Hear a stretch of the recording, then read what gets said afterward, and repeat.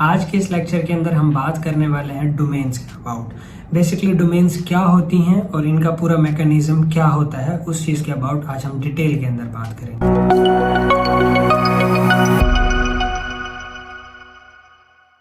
अस्सलाम वालेकुम फ्रेंड्स, मेरा नाम है हसान दानिश। आज के इस लेक्चर के अंदर हम बात करने वाले हैं डोमेन्स के अबाउट। बेसिकली डोमेन्स क्या होती हैं और इनका पूरा मैकेनिज्म क्या होता है, उस चीज़ के अबाउट आज हम डिटेल के अंदर बात करेंगे।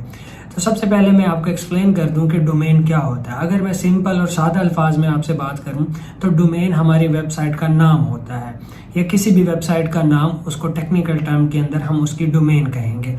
Let's suppose daraz.pk, ehsandanish.com, udemy.com, facebook.com, instagram.com, ये सारी डोमेन्स हैं, राइट।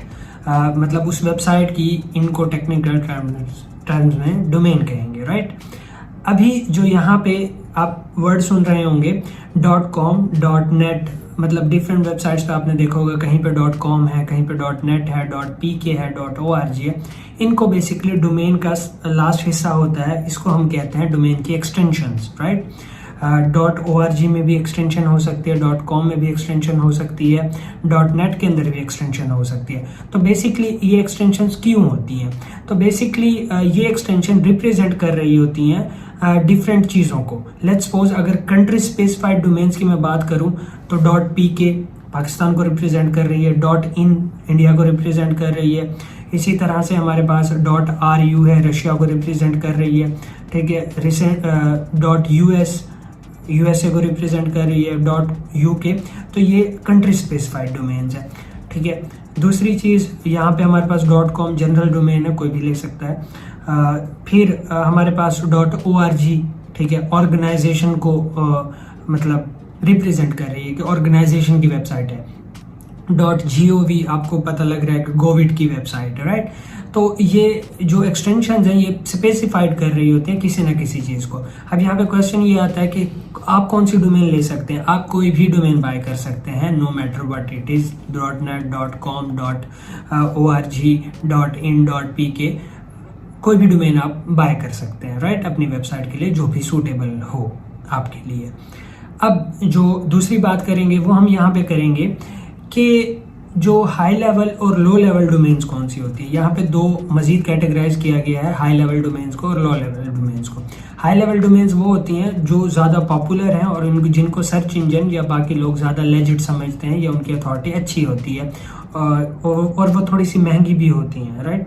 जैसे .com हो गया, .org हो गया, .net हो गया, ये सारी हाई लेवल डोमेन्स और काफ़ी सारी हाई लेवल डोमेन्स है। आप थोड़ा सा रिसर्च करेंगे, गूगल करेंगे तो आपको पता चल जाएगा कि हाई लेवल डोमेन्स कौन सी हैं। और दूसरी होती हैं लो लेवल डोमेन्स, जैसे .biz, .tech, .xyz, राइट। इस तरह के डोमेन्स है, लो लेवल डोमेन्स है, .ml, .tk। तो इनको ज़्यादातर लोग ज़्यादा लेजिट नहीं समझते। टेस्टिंग के लिए आप ये वाली डोमेन्स ले सकते हैं, लेकिन सीरियस बिजनेसेस के लिए ये वाली डोमेन्स यूज़ नहीं होती और कोई भी यूज़ नहीं करता, राइट। उसके बाद अब हम बात करेंगे सब डोमेन्स के अबाउट। देखिए, डोमेन्स के अबाउट हमने बात कर ली कि एक्चुअल में डोमेन क्या है, सादा से अल्फाज में मैंने आपको समझा दिया। अब बात कर लेते हैं सब डोमेन। सब डोमेन का मतलब ये होता है कि आपकी मेन डोमेन की एक और डोमेन, राइट। जैसे आपके पास डोमेन है ehsandanish.com। अब अगर मैं कोर्सेज लॉन्च कर रहा हूँ तो मेरी डोमेन होगी courses.ehsandanish.com। ये मैं खुद बना सकता हूँ, राइट, कि इस वाली स्पेसिफिक पार्टिकुलर URL के ऊपर मेरे कोर्सेज अवेलेबल हैं। अब जैसे अक्सर आपने गोविड की वेबसाइट या यूनिवर्सिटी या स्कूल्स की वेबसाइट के अंदर देखा होगा, वहाँ पे लिखा होता है जब आप एग्जाम्स के लिए अप्लाई कर रहे होते हैं तो exams.xyz.gov.pk, राइट। तो वो सब डोमेन के ऊपर है, जबकि उसकी मेन डोमेन होती है xyz.pk या .gov.pk, राइट। तो आई होप थोड़ा सा आपको समझ आया होगा कि सब डोमेन्स क्या होती हैं। आगे चल के मज़ीद ये सारी चीज़ें क्लियर हो जाएंगी। अब यहाँ पे क्वेश्चन ये आता है कि आप जब इनको डील करते हैं तो अगर आपको ख़रीदनी है तो आप किस तरह से ख़रीद सकते हैं। ख़रीदने से पहले आपको एक छोटा सा कंसेप्ट समझना होगा। लेट्स सपोज आपने एक डोमेन बाय की, तो वो डोमेन कहाँ से आ रही है, कौन उनको प्रोवाइड कर रहा है, कौन उनको मैनेज कर रहा है। एक इदारा है iCan के नाम से, ican.org।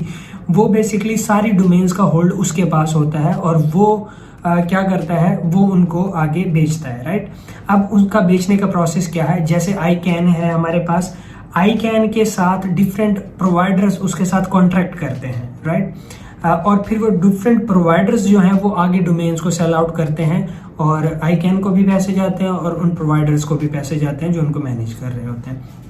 अब यहाँ पे iCAN का अगर मैं मतलब इस पूरे मैकेनिज्म को मैं छोटे से तरीके से समझाऊं तो वो इस तरह से है, जैसे आप एक घर के अंदर रहते हैं और घर के टॉप के ऊपर, छत के ऊपर आप एक पानी की टंकी रखी है, राइट। उस टंकी के अंदर पानी है और घर में आप किचन से पानी खोल रहे हैं तो उसी टंकी से पानी आ रहा है, राइट। इसी तरह आप बेडरूम के अंदर जा रहे हैं और पानी आपको चाहिए तो उसी टंकी से पानी आ रहा है, राइट। तो बेसिकली वो जो टॉप पे टंकी है वो iCAN है हमारे पास, और डिफरेंट जो नल्स हैं हमारे पास डिफरेंट जगहों पे वो हमारे प्रोवाइडर्स हैं, राइट।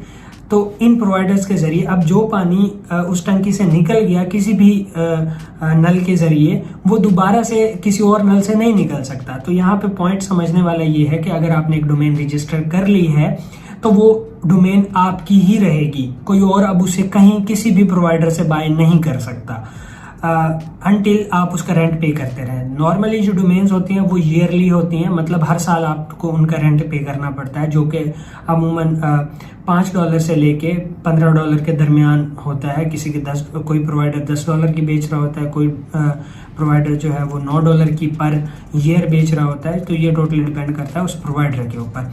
तो चले मजीद स्क्रीन के ऊपर चल के देखते हैं इसका थोड़ा सा मैकेनिज्म।